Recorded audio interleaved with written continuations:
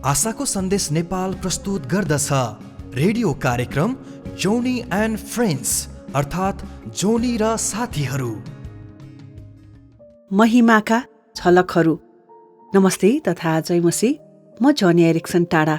आज म तपाईको लागि स्वर्गीय महिमाको एउटा सुन्दर झलक लिएर आएकी छु। मलाई यो घटना हिजकै जस्तो दुरुस्तै सम्झना छ। मेरी सचिव फ्रान्सी र म हवाईजहाजमा थियौं। जब जहाज अवतरणका लागि बिस्तारै धावन मार्गतर्फ ओर्लन थाल्यो, मैले झ्यालबाट बाहिर हेरेँ। अस्ताउँदै गरेको सूर्यको किरणले भिजेका वा धातुले बनेका प्रत्येक वस्तुमा अनौठो चमक दिइरहेको मैले तुरुन्तै याद गरेँ। ससाना खोलाहरू पग्लिएको चाँदीका फित्ता जस्ता देखिन्थे। गाडीका झ्यालहरू सुनौलो ढाल झैं चम्किरहेका थिए। सडकका साना खाडलमा जमेको पानी चम्किलो सिक्का जस्तै टल्किरहेका थिए। अब अगाडि के आउँदैछ भनी मैले उत्सुकतापूर्वक निहालेँ र त्यहाँ एउटा चिहानघारी देखेँ। जहाजको देब्रेतिर त्यो ठूलो चिहानघारी एकदमै नजिकै आइपुग्दा मैले याद गरेँ कि त्यहाँ माथि उठेका ढुङ्गाका चिहानहरू थिएनन्। बरु हरेक चिहानको पहिचानका लागि भुइँमा पित्तलका पाटाहरू मात्र टाँसिएका थिए। तर त्यसपछि जे भयो त्यसका लागि म पटक्कै तयार थिइनँ।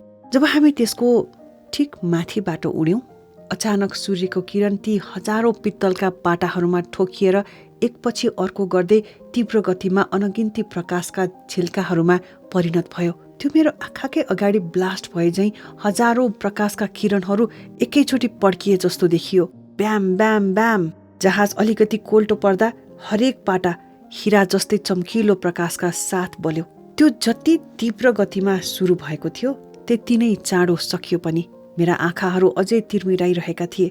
जहाजले भुइँ टेक्दा पनि मेरा आँखा अगाडि साना साना धब्बाहरू देखिरहेका थिए। त्यो यति चाँडो भयो मानौ एकै पलमा आँखाको झिम्काइमा। म केही बेर अघि झ्यालबाट बाहिर हेर्दै बादलहरूको आनन्द लिइरहेकी थिए र स्वर्गको बारेमा कल्पना गरिरहेकी थिए। अनि प्रभुले स्वर्गको महिमाको सानो झलक देखाउन मेरो हृदयको आँखा खोलिदिनु भयो। किनभने मैले पहिलो कोरिन्थी 15 अध्यायको 51 र 52 पदको एउटा प्रत्यक्ष दृश्य देख्न पाएँ, जहाँ लेखिएको छ, हेर, म तिमीहरूलाई एउटा रहस्य भन्दछु। हामी सबै सुत्दैनौँ, तर हामी सबैको परिवर्तन हुनेछ एकै क्षणमा, आँखाको एकै निमेषमा, तुरैको आखिरी आवाजमा। किनभने तुरै बज्नेछ र मृतकहरू अविनाशी भएर जीवित हुनेछन् अनि हाम्रो चाहिँ परिवर्तन हुनेछ। धेरै मानिसहरूले जिद्दी गर्दै भन्न सक्छन् कि फ्रान्सी र मैले देखेको कुरा केवल चिहानका ती धातुका पाटाहरूमा 45 डिग्रीको कोणबाट सूर्यको किरण परिवर्तन भएको मात्र त हो नि। तर हामीलाई थाहा थियो कि त्यो केवल त्यति मात्र थिएन, त्योभन्दा धेरै ठूलो कुरा थियो। हामीले पुनरुत्थानको दिन कस्तो हुनेछ भनेर त्यसको एउटा पूर्व झलक देखेका थियौं। यो घटना धेरै वर्ष अघि भएको थियो, तर फ्रान्सी र म त्यो आश्चर्यजनक दृश्यलाई हिजो मात्रै भए जस्तो ताजा र जीवन्त रूपमा सम्झन्छौं।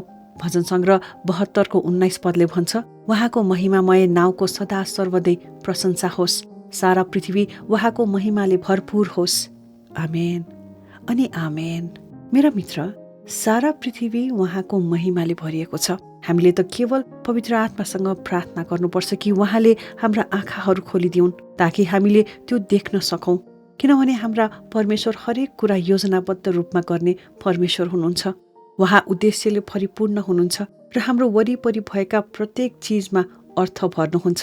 उहाँले पृथ्वीमा आफ्नो उपस्थिति र उद्देश्यका हजारौं सङ्केतहरू छरिदिनु भएको छ। उहाँले पृथ्वीभरि आफ्नो महिमा र महानतालाई याद दिलाउने हजारौं चिन्ह वा सङ्केतहरू छरिदिनु भएको छ। चाहे त्यो पार्किङ स्थलहरूमा होस्, विमानस्थलका टर्मिनलहरूमा होस् वा चिहानघारीमा नै किन नहोस्।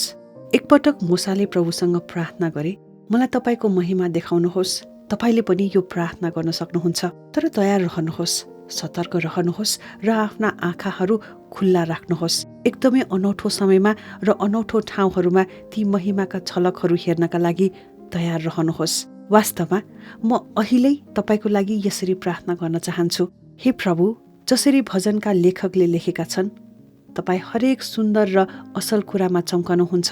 ती साना छिल्काहरू र हाम्रा आँखाको कुनाबाट देखिने ती संक्षिप्त झलकहरूका लागि धन्यवाद, जसले एक दिन सारा पृथ्वी भर्नेछ।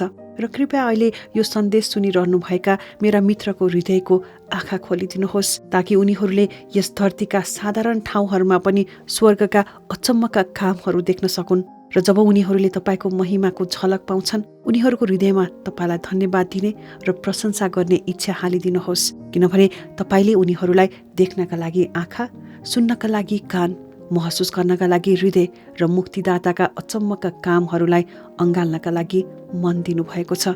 येशूको नाममा आमेन।